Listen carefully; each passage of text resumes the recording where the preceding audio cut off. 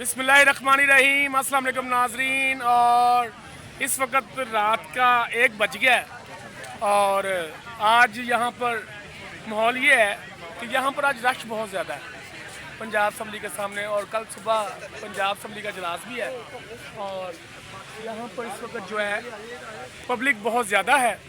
लेकिन इस सारे सूरत हाल में जो YDA के सदर हैं शुएब नियाज़ी साहब, वो भी अब रात को इधर ही मौजूद हैं और इनका इधर सोने का इरादा क्यों बना है, तो इनसे बात करते हैं। शुएब साहब, मुझे ये बताएं कि आज आपका इरादा कैसे बन गया यहाँ सोने का?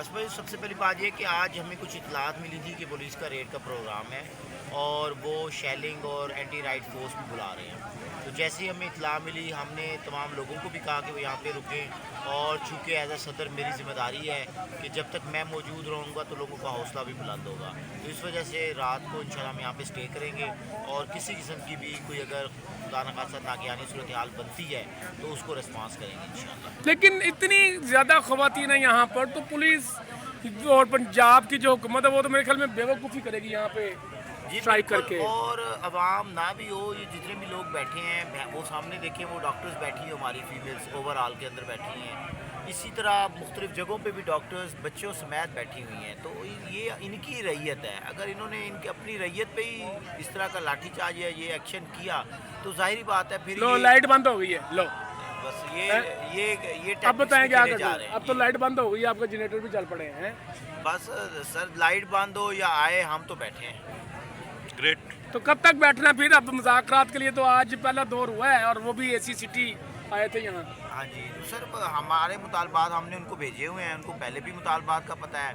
मुतालबा क्या है कि निजकारी रोक दें, बस इसके अलावा तो मुतालबा ही कोई नहीं है। तो इनको चाहिए, कल ये मेंबरान बैठ रहे हैं, ये थोड़ा सा CM साहिबा को कहें कि ये चीज़ें सेक्रेटरी साहिबा या जहाँ से भी हो रही हैं गलत हो रही हैं। और मेरी इतलात के मुताबिक मुझे आज ये भी इतला मिली है कि चीफ सेक्रेटरी साहब ने सेक्रेटरी प्राइमरी सेक्रेटरी को कहा है कि मामला ख़त्म कराएं या फिर आपकी जगह किसी अहल बंदे को लगाते हैं। तो ये भी चीज़ें इतलात गर्दिश कर रही हैं। वैसे जो हालात यहाँ पर चल रहे थे और इतना लंबा हेल्थ मुलाजमिन का धरना कभी चला नहीं, और ये भी मेरे ख्याल में तारीख में पहली बार हुआ है कि IRMNCH के जो मुलाजमिन हैं उनका धरना कुछ ज़्यादा लंबा नहीं हो गया।